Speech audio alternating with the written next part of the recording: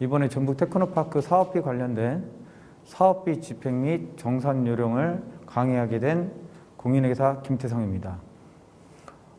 이제까지 여러 번 제가 전북 테크노파크 관련된 사업비를 강의를 했는데요. 대면 강의를 하다가 이렇게 방송 강의를 하는 것 자체가 참 어색한데요.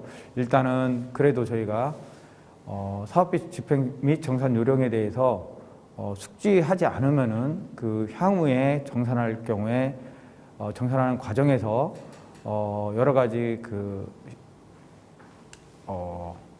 딜레이가 되는 부분이 있기 때문에 이번 강의를 마련하게 됐습니다. 사업비 집행 및 정산 요령 페이지를 보시면은 첫 번째 목차가 나옵니다. 그 목차에는 기본적으로 일반 원칙, 그 다음에 변경 및 보고 사항, 변경 및 보고 사항이 별도로 표시된 거는 그만큼 변경 승인 및 보고 사항이 꼭 절차상 중요하다는 것을 언급한다고 생각하시면 될 것 같습니다. 그리고 인건비. 보통 인건비는 기본적으로 현물과 현금 사업비가 있습니다.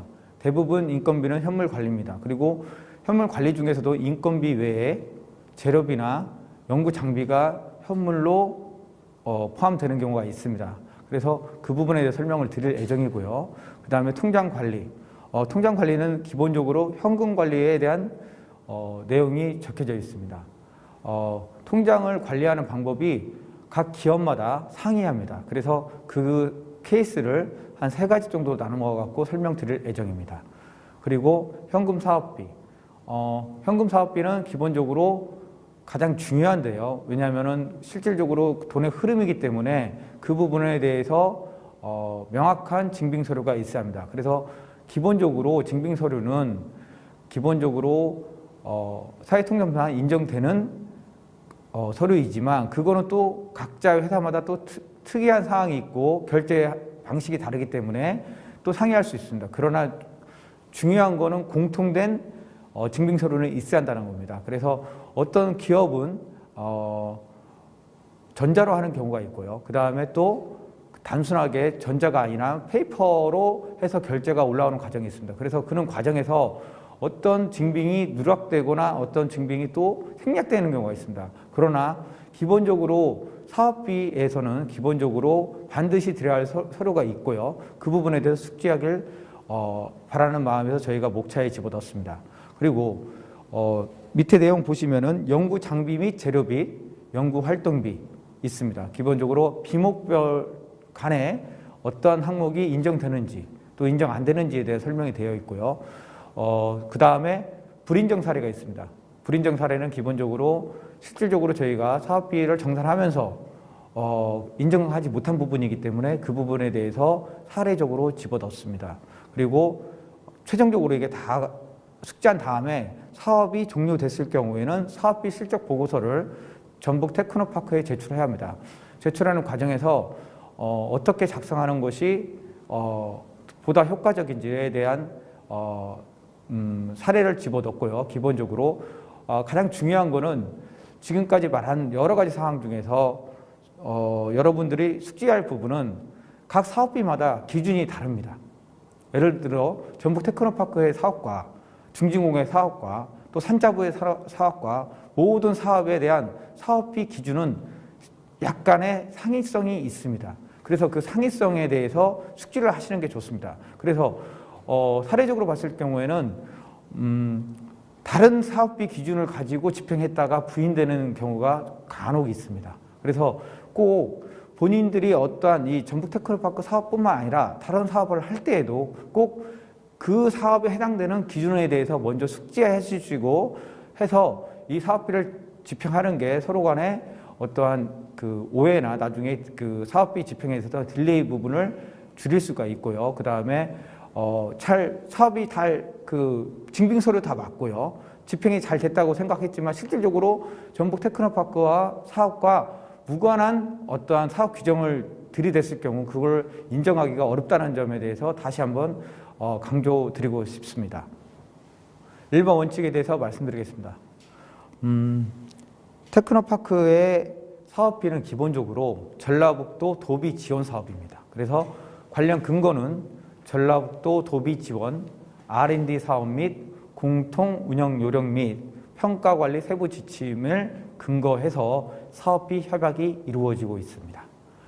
그리고 그 사업비 협약을 이루어졌을 경우에 그 협약서 뒤에 관련된 세부 지침이 있기 때문에 이 부분에 대해서 꼭 숙지해 주시기 바랍니다. 그 다음에 목적은요, 이 사업비 집행을 정산하는 목적은 사업비 집행의 적정성 확보와 기본적으로 부적절한 집행 등을 예방하여 분쟁의 소지를 미연에 방지하고자 합니다.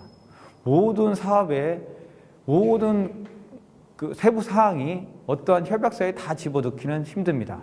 그래서 개별 사업이 진행하면서 새로운 상황이 발생을 할 수가 있고요. 예를 들어 갖고 뭐 화재가 나갖고 사업비가 중단되는 경우도 있고요. 이와 같이 코로나의 그 사회 전반적으로 코로나 때문에 기본적으로 사업이 지연되는 경우가 있습니다. 그래서 그런 부분에 대해서 모든 거를 그 협약서에 다 넣을 수 없기 때문에 그 협약서에 맞는 사업이 이루어질 수 있도록 기본적인 목적은 사업비 집행의 적정성과 부적절한 집행을 예방하고 분쟁 소지를 미연에 방지하고자 하는 뜻에서 일반 원칙이 적용되고 있습니다.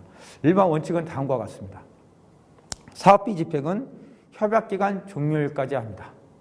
단, 사업비 집행하는 과정에서 실질적으로 위탁정상수수료와 최종 보고서 제본 비용은 예외적으로 두고 있습니다. 그 이유는 위탁정상수수료 자체의 용역기간이 사업비 집행이 모든 게 적정하게 완료됐는지 확인하는 절차이기 때문에 위탁정상수수료는 예외사항으로 두었고요. 그 다음에 최종 보고서도 기본적으로 모든 기업이 사업에 예산을 넣는 경우는 없지만 일정 기업은 최종 보고서 제본 비용을 사업비 안에 넣습니다.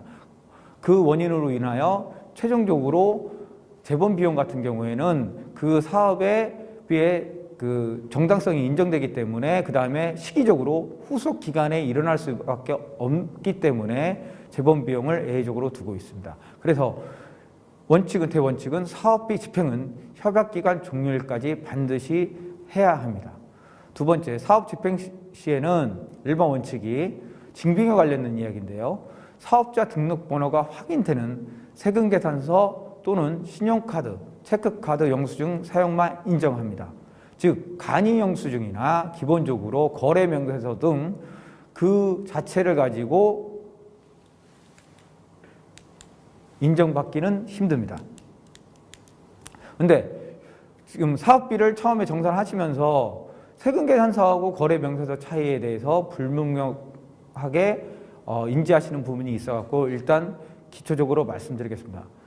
거래명세서는 기본적으로 거래했다는 거에 대해서 상호간에 서로 당사자 간에 확인하는 사항입니다. 그 확인 사항은 거래명세서는 법적 징빙이 아닙니다. 그래서 거래명세서를 종합하여 기본적으로 세금계산서를 발행하여 그 세금계산서가 실질적으로 국세청에 통보되고 그 다음에 신고됐을 경우에 인정되는 것입니다. 그래서 거래명세서는 하나의 세금계산서를 작성하기 위한 하부 서류라고 생각하시면 되고요. 세금계산서는 국세청에 신고되고 또한 이거는 제3자 징빙으로서 강력한 증거력이 있다고 생각하시면 될 것 같습니다. 기본적으로 근데 거래 명세서는 건 바이 건으로 하나의 거래에 대해서 하나씩 발행을 합니다. 그러나 세금계산서는 그때그때 발행할 수도 있지만 기본적으로 월 합계 세금계산서 개념으로 한 달에 한 번 끊길 수가 있습니다. 그러나 그 세금계산서는 월을 초과할 수 없습니다. 즉 부가세 신고 기간은 기본적으로 1월 상반기 1월 1일부터 6월 30일이고요. 그 다음에 7월 1일부터 12월 30일까지 나눠져 있습니다. 그래서 예를 들어 갖고 6월달 거래한 거와 7월달 거래한 걸로 혼합해서 7월달 세금계산서를 발행한다는 것은 부가세법상 정당한 세금계산서가 아닙니다. 결론적으로 매입세액 불공제 및 가산세 등이 발생합니다. 그래서 저희 사업비 집행에 있을 경우에도 기본적으로 세금계산서 방식은 국세청에서 제시하는 방식인 월합계 세금계산서를 초과해서 발행할 수는 없습니다. 발행하거나 받을 수는 없습니다. 그 다음에 영리기관의 경우에는 사후 공제액은 집행금액에서 제외된다고 되어 있습니다. 무슨 소리냐면 영리기관인 경우에는 기본적으로 부가세에 대해서는 본인 자부담입니다. 그래서 그 자체에 대해서 우리가 사업실적보고서를 만들거나 사업비 실적 계획서를 만들 때에도 꼭 공급가액 기준으로 만들어야 합니다. 공급가액이라는 것은 부가세 제외한 금액입니다. 그래서 그 경우에는 근데 상호 어떤 경우에 따라서는 세금계산서 거래가 안 되는 경우가 있는데요. 예를 들어 갖고 상대방이 저희가 식당에서 회식비로 타 기금과 함께 식사를 제공받았습니다. 그래서 결제를 했는데 상대방이 간이 사업자거나 연쇄 사업자일 경우에는 부가세가 별도로 표기되지 않고 또 부가세 공제가 되지 않습니다. 그럴 경우에는 총액주의로 갈 수밖에 없습니다. 일반 원칙은 여기까지 하겠습니다. 변경 승인 및 보고사항에 대해서 말씀드리겠습니다. 기본 원칙은요, 변경 사유가 발생한 일로부터 15일 이내 승인 요청이 필요합니다. 그러니까 사업을 진행하다 보면은 변경 사항이 종종 일어납니다. 그래서 일어났을 경우에 그거에 대해서 지연하지 말고, 즉시는 아니지만 적어도 15일 이내에 전북 테크노파크의 담당 연구원님과 함께 상의하여 어떻게 사업비 집행에 대해서 적정성을 확보한 걸까에 대해서 확인을 하는 절차가 필요하다고 생각하시면 됩니다. 이걸 꼭 승인이라고 너무나 국한되게 생각하지 마시고 기본적으로 향후에 분쟁이 있을 거를 미리 대비하여 서로 간에 협의한다고 생각하시면 될 것 같습니다. 그 다음에 만약에 사업기간이 정상적인 사업기간 내에 종료가 안 됐을 경우에는 협약 종료 이전 1개월 전에 변경 승인 요청을 해야 합니다. 기본적으로 그 사유 및 여러 가지 사항에 대해서 꼭 그 1개월 전에 변경 승인을 요청을 하시길 바랍니다.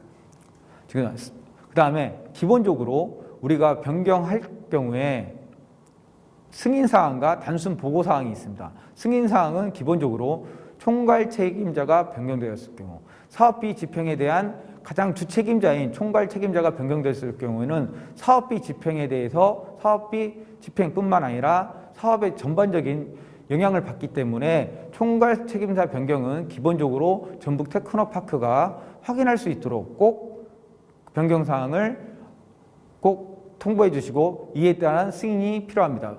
왜냐하면 적절하지 않은 총괄 책임자가 들어왔을 경우에는 사업비 집행이 적정성에 대해서 담보할 수 없기 때문에 이를 확인할 수 있는 절차가 꼭 필요하다고 생각하시면 됩니다.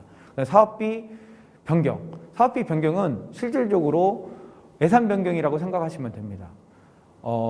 기본적으로 우리 전북 테크노파크에서 사업비는 기본적으로 인건비, 연구 장비 재료비, 연구 활동비, 연구 과제 추진비, 간접비 등이 있습니다. 그리고 참여기관 사업비 등이 있습니다. 그런데 사업을 하다 보면은 실질적으로 연구 활동비나 연구 과제 추진비에 해당되는 항목에 대해서 예산이 남고 실질적으로 우리 연구 활동의 본질적인 연구 장비 재료비에서 부족한 부분이 간혹 생깁니다. 이럴 경우에는 기본적으로 예산 변경을 할 수 있습니다. 그래서 기본적으로 여기서 중요한 사항은 우리 본질적인 활동인 연구 활동하는 인적 자원인 인건비와 연구 장비 재료비에 대한 예산은 기본적으로 하부 개념인 연구 활동비나 연구 과제 추진비로 협약 변경이 되지 않습니다. 그러나 연구 활동비나 연구 과제 추진비, 간접비 같은 경우에는 본질적인 활동에 해당되는 인건비나 연구 장비 재료비로 예산 조정이 가능합니다. 이 부분에 대해서 꼭 그 사업비 변경 시 어떻게 해야 하는 건가는 꼭 전북 테크노파크 담당 연구원님과 상의하시기 바랍니다. 보고사항을 말씀드리겠습니다. 참여연구원 및 참여율 변경. 이 참여연구원 변경 및 참여율 변경은 어쩔 수 없이 나타나는 현상인 것 같습니다. 즉 실질적인 입퇴사가 일어나는 경우가 있습니다. 실질적으로 제가 올해 코로나 때문에 그 사업비 정산을 하는데 사업비 정산하는 과정에서 가장 힘들었던 부분이 인원의 변동이 상당히 많았습니다. 그래서 인원의 변동도 똑같이 보고사항이다, 승인사항이다 이런 걸 따지지 마시고 꼭 미리 어떠한 변경 사항이 있으면 테크노파크의 담당 연구원님과 상의한다고 생각하시면 될 것 같습니다. 그 다음에 기타 사항은 주간 및 참여 기간, 주소, 대표자 및 명칭 변경 등 하면은 이 부분에 대해서 꼭 보고해 주시고요. 그 다음에 두 번째 보시면 사업비 세목간 변경이 있습니다. 재료비, 연구활동비, 연구과제비, 간접비 내 변경입니다. 좀 전에 승인사항은 기본적으로 주 세목인 연구장비 재료비, 연구활동비, 연구과제 추진비에서의 변경사항을 말씀드린 거고요. 이 부분은 재료비 내에서 어떠한 세부 재료비 사용 내역에 대해서 서로 변경할 경우를 말씀드리는 거고요. 연구활동비 같은 경우도 그 안에 있는 연구활동비에서 국내여비, 회의비 중에서 그 금액이 변동될 경우에 그 단순 보고, 꼭 보고는 해야 합니다. 보고를 한다는 의미라고 생각하시면 될 것 같습니다. 다음은 인건비, 현물 및 현금 관리를 말씀드리겠습니다.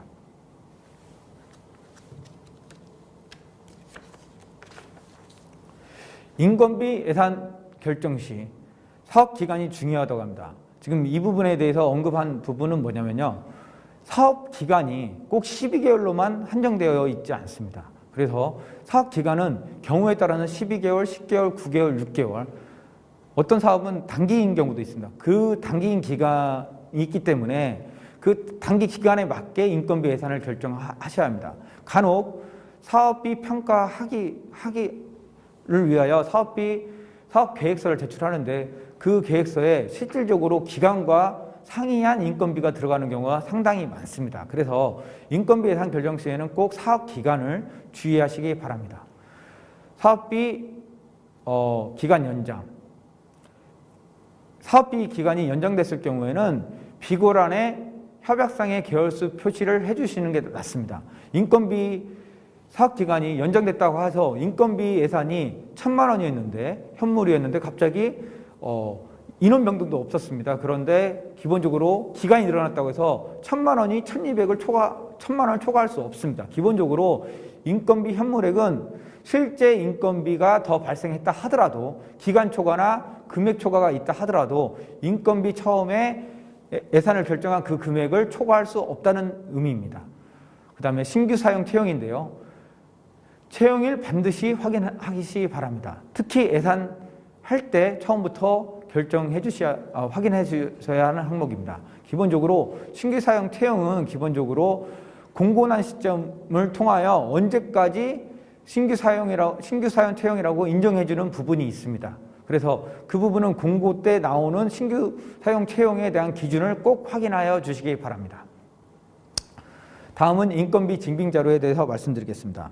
인건비는 기본적으로 그 회사의 직원이기 때문에 기본적으로 근로소득 원천징수 영수증을 띨 수 있습니다. 그런데 보통 근로소득 원천징수 영수증이라는 것은 1년 동안의 근로행위를 했을 경우에 연말정산 후에 나오는 겁니다. 그런데 저희가 꼭 사업기간이 1월 1일부터 12월 31일은 아닙니다. 그래서 결론적으로 근로소득 원천징수 영수증은 전년도 기준으로 확인할 수밖에 없는 사항이 있기 때문에 저희가 요구를 하는 거고요. 그 다음에 그 사업 기간을 설정해서 각 소득자별 원천징수 영수증을 띨 수가 있습니다.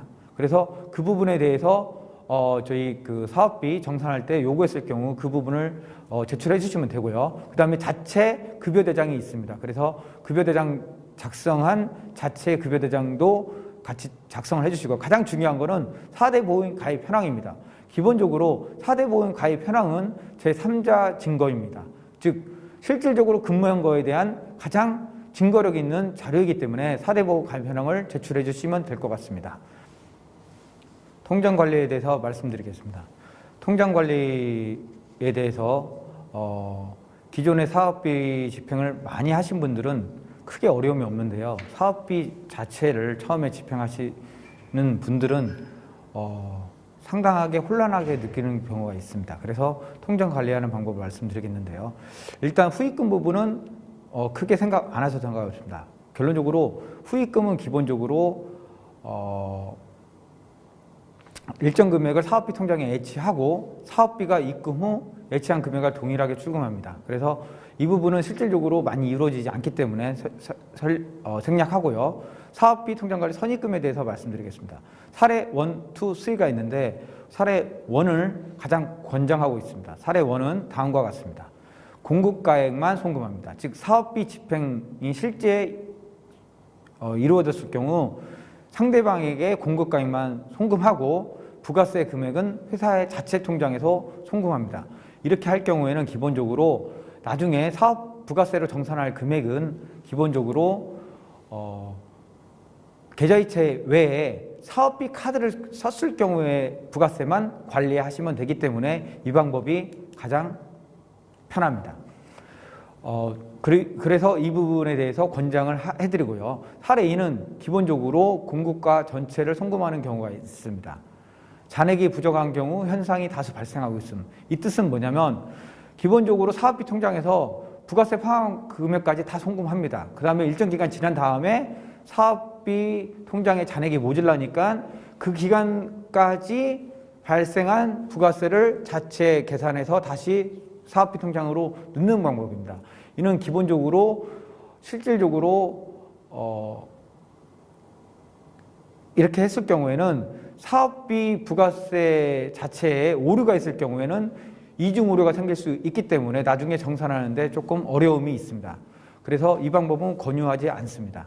그다음 사례 3번은 회사 자금이 여유가 있을지 사업 초기에 부가세에 해당되는 금액을 사업비에 넣고 송금합니다. 사례 2보다는 권장하긴 하지만 실질적으로 저희가 사업비 정산을 하는데 가장 효율적인 방법은 사례 1번입니다. 사례 1을 권장하는 이유는 기본적으로 부가세 정산하는 금액을 최소화하여 기본적으로 사업비 정산에 대한 효율성을 높일 수 있기 때문입니다. 여기까지 일부 강의를 마치겠고요. 다음에 뵙겠습니다.